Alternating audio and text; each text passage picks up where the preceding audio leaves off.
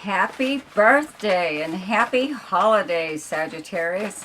Welcome to your December 2021 astrological forecast.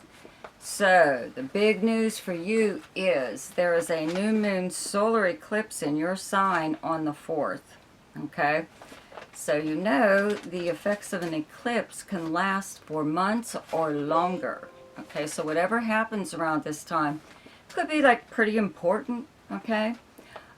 Doesn't have to be exactly on the 4th, a few days before or a few days after, but it is a new beginning, okay? So whatever happens around this time, it's like a breath of fresh air. It's a new start in some way or other, for you especially, because it's happening in your sign.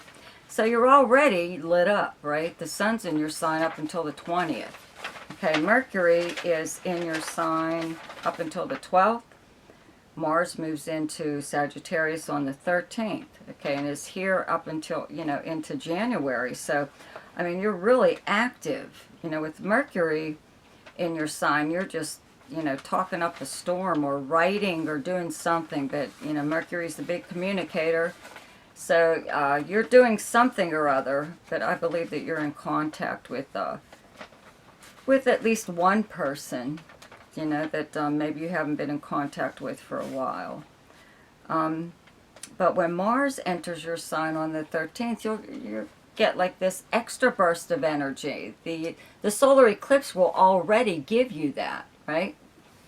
So, you're already lit up, right? So then Mars comes along and makes you, like even physically, you might, like if you don't already work out or do something physical like dance or run or, walk, ride a bike, something like that, then I would have to say you would take something up at this time, because it will just be like overpowering, the energy that you should feel from all of this.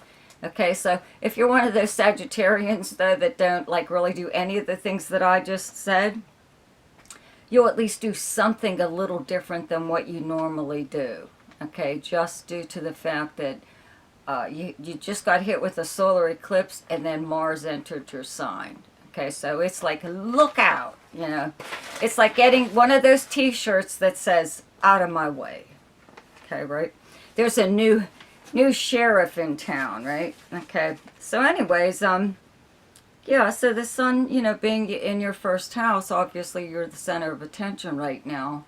And having Venus, okay, actually the sun moves into Capricorn on the 21st, and Venus is still here, okay, in Capricorn since the beginning of November.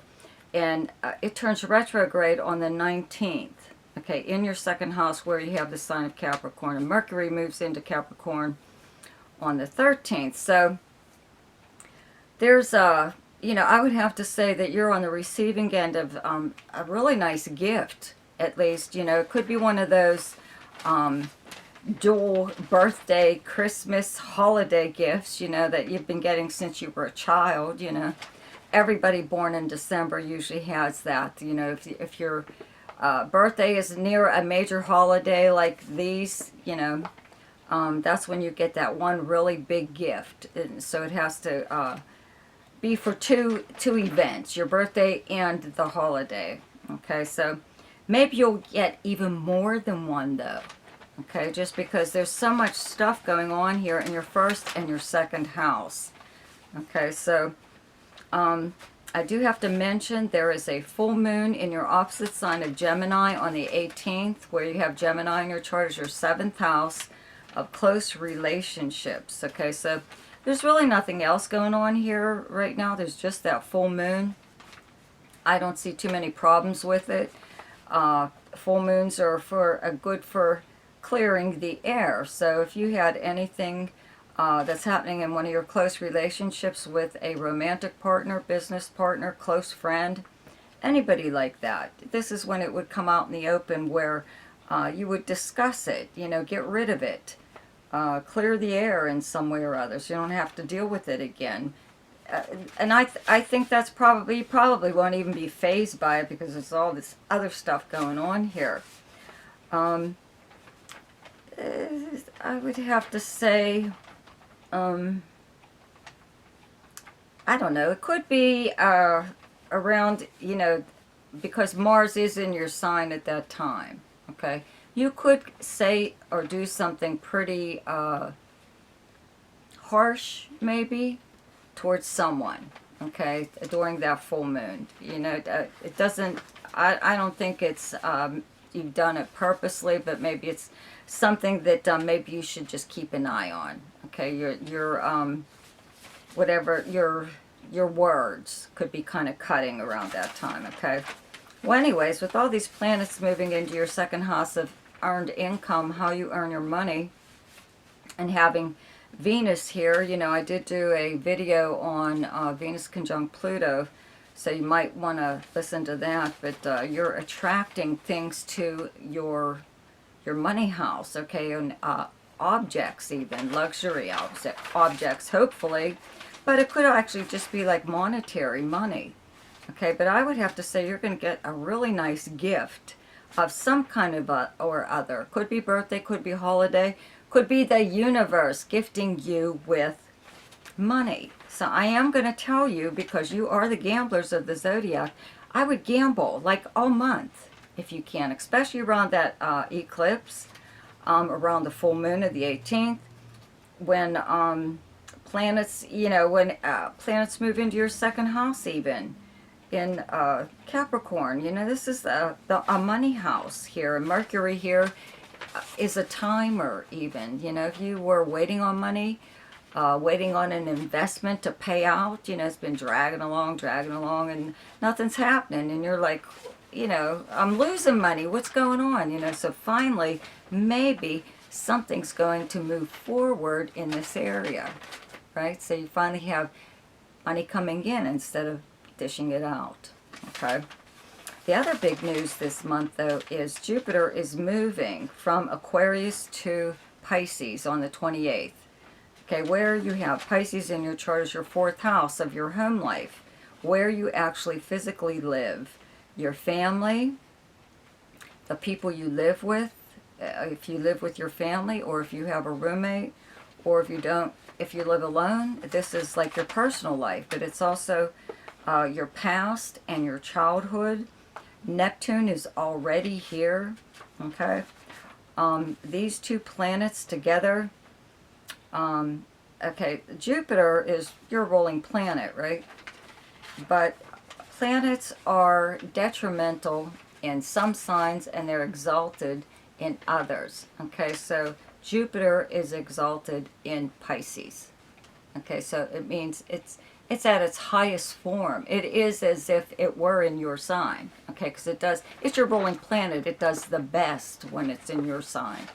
But it does really well when it's in Pisces. So it brings out the best in everybody, really, right now, because Neptune is here at the same time, and these two planets together are very spiritual, okay? This brings out the guru in everybody.